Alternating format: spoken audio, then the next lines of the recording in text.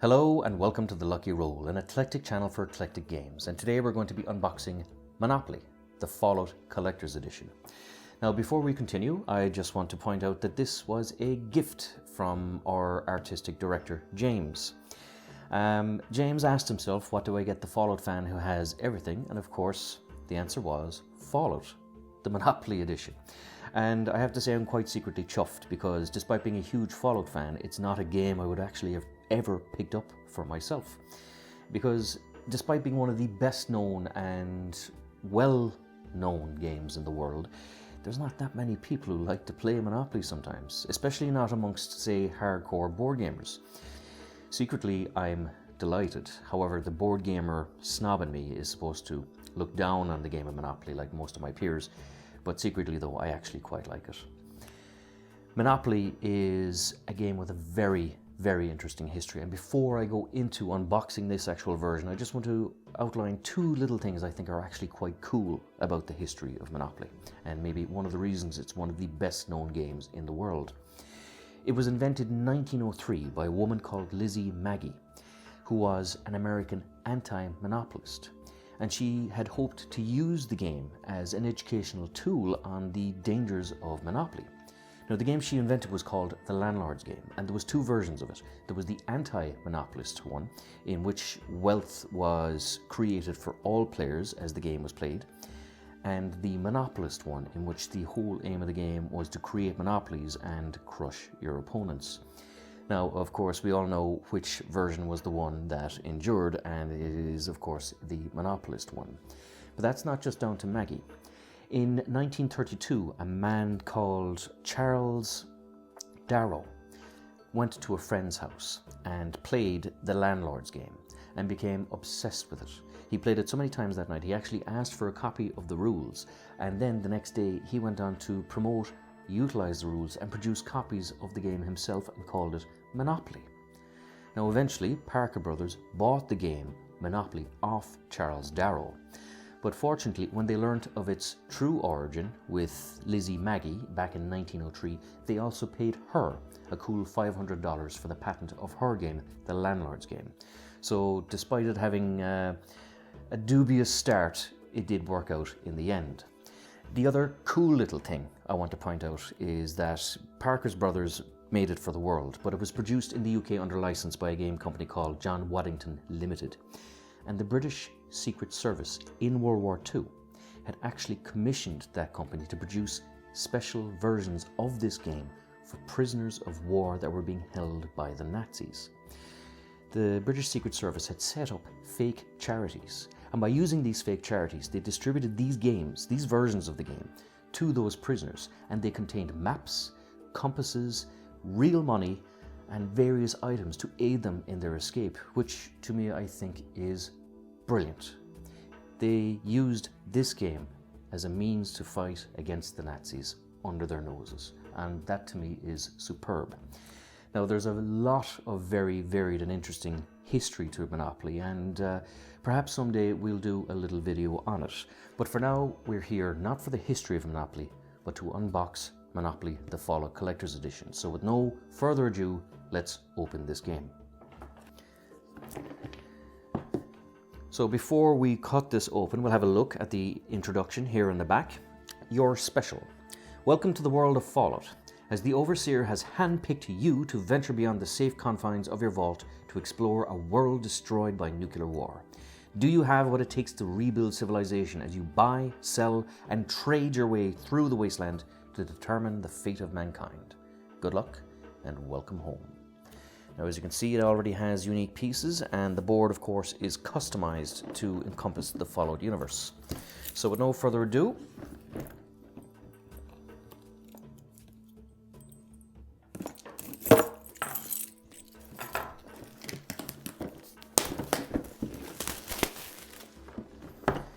and opening the box for the very first time, we are greeted with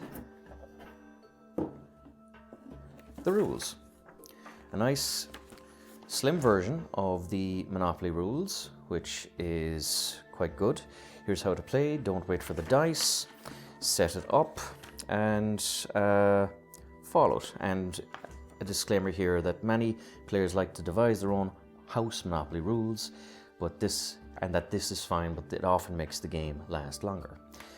Now that was the rule set. The board itself is quite nice. As you can see, we have the Vault Boy here, we have your special cards here, and we have Vault Dweller's Survival Guide here. The board is nice and big. It seems to be the standard size for a Monopoly board. So we'll put that aside. It's well made, nice and thick, nothing wrong with it. It'll last a good long time. We have here the houses. We have here the houses and the hotels. Now they're normally green and red, but in this case they are dark green and normal green. So I presume this is to kind of give the wasteland vibe for the two. I don't know how cool I am with it. It would have been nice if they had created something like a tent and then a settlement, but given the price of the licensing and whatnot, it was a missed opportunity. Nevertheless, houses and hotels work fine. They at least coloured the houses to kind of give a more of a wasteland vibe, but nevertheless, it would have been cool if it was hotels or if it was tents and settlements. We have here the playing pieces.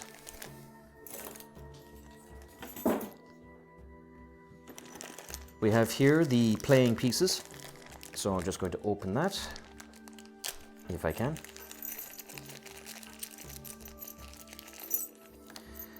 And we have, of course, the first thing is the power helmet. Now this is a nice, lovely, chunky, weighty piece.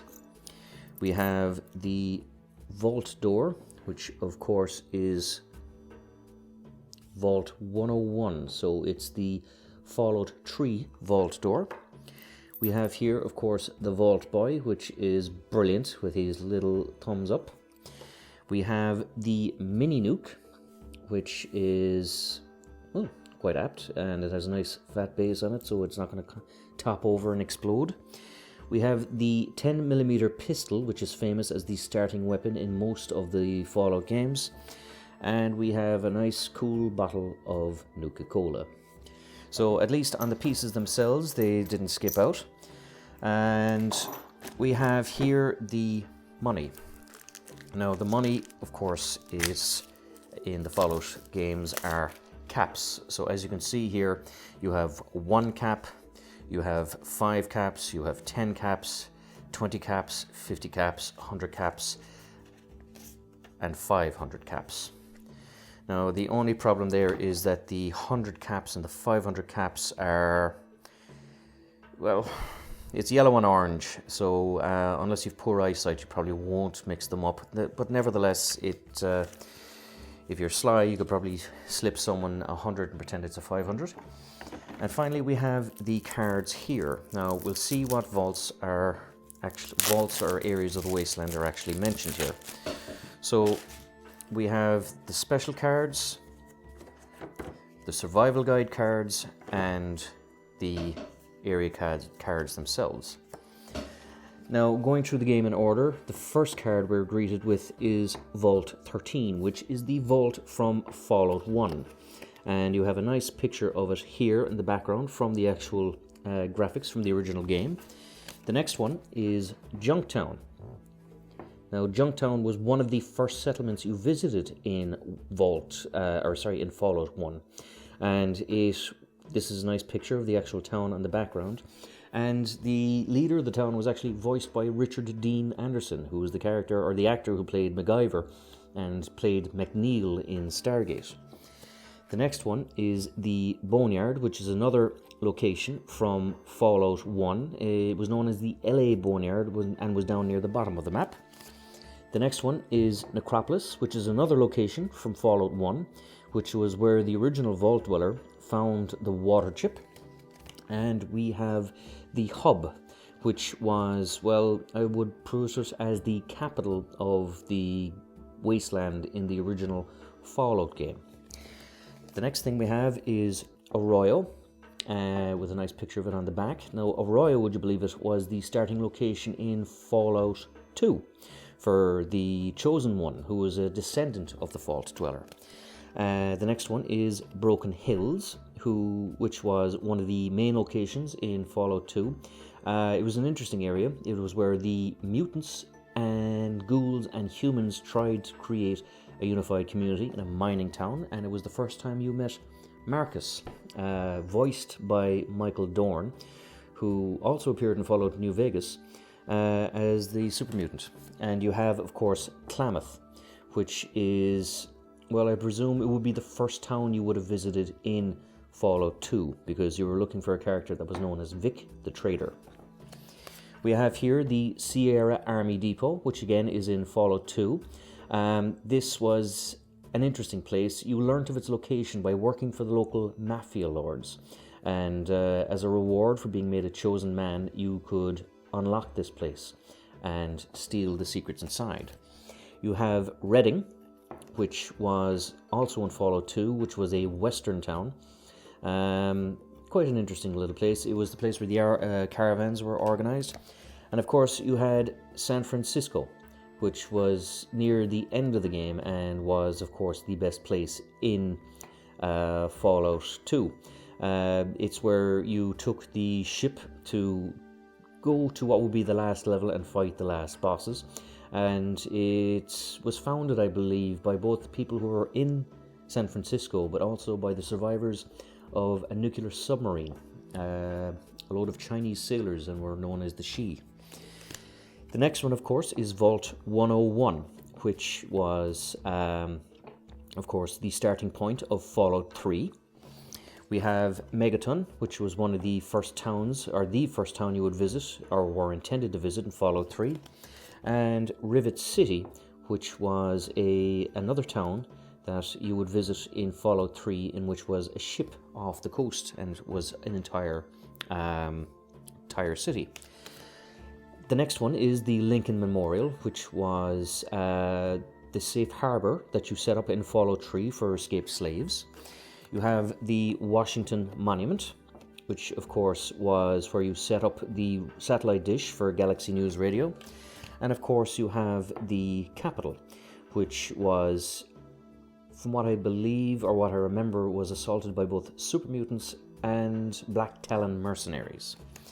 You have, of course, Sanctuary Hills, which is the starting point of Fallout 4. And we have Lexington, which is one of the first areas you visited in Fallout 4. You have the Commonwealth Wasteland, which of course is also set in Fallout 4 in the area of Boston. You have Among the Blues for Diamond City, which would have been the capital of the Wasteland in Fallout 4.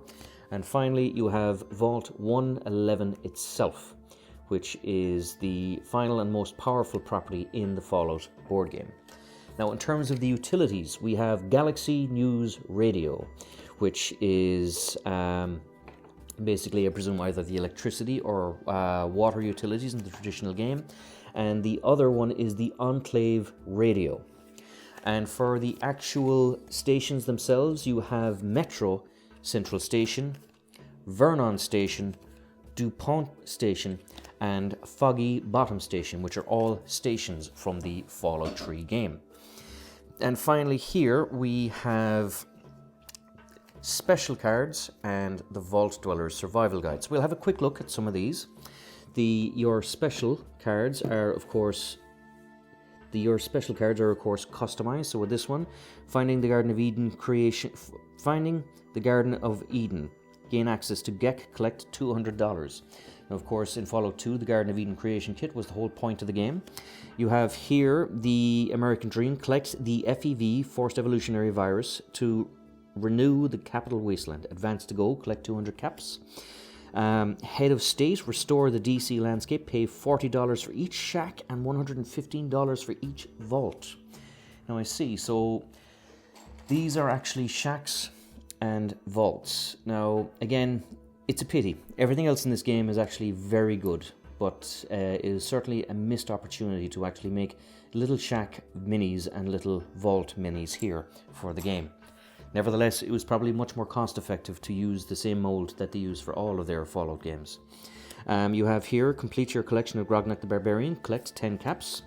You have here the Superhuman Gambit, settle the dispute between the antagonizer and the mechanist.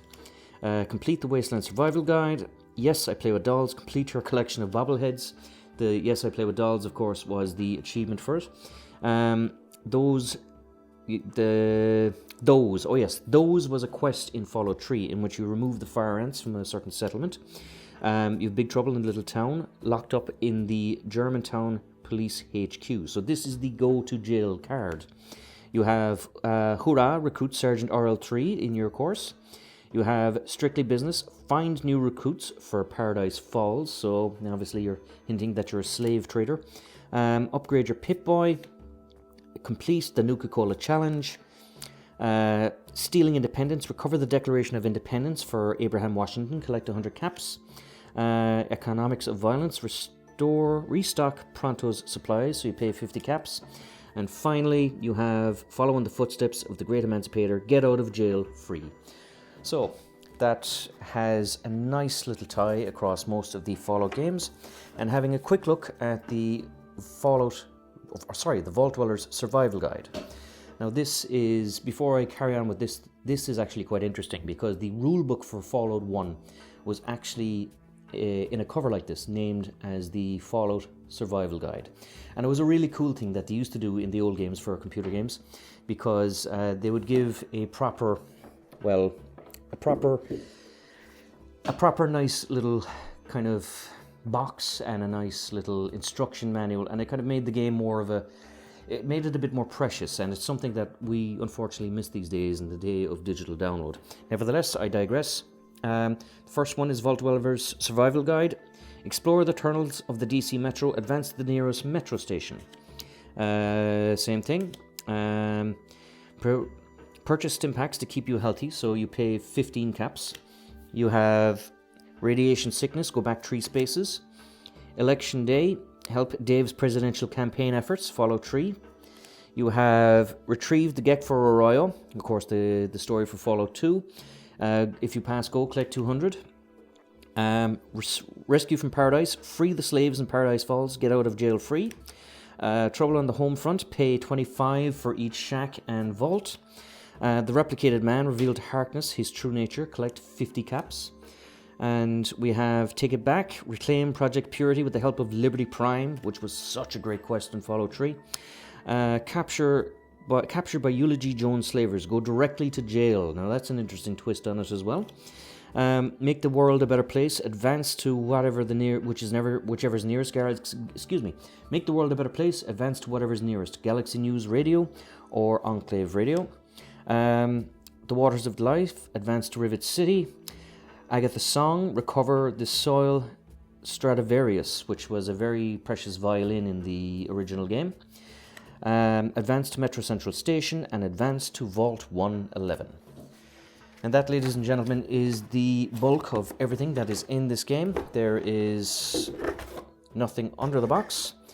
So I have to say I am quite much looking forward to playing this game with my friends, and even if they refuse to play it, I'm going to bully them into playing it. So I have to say, aside from the shacks and the vaults, I am very impressed with everything that is in this set. It shows a nice bit of imagination. It shows a keen interest in the lore, and it's going to be a good talking point for anyone who's a Fallout fan and Monopoly fan to play this game. So, with one final look at the board, I'm going to say good luck, God bless, and if you enjoyed this unboxing, please like, subscribe, all that good YouTube stuff, and until next time, good luck and God bless.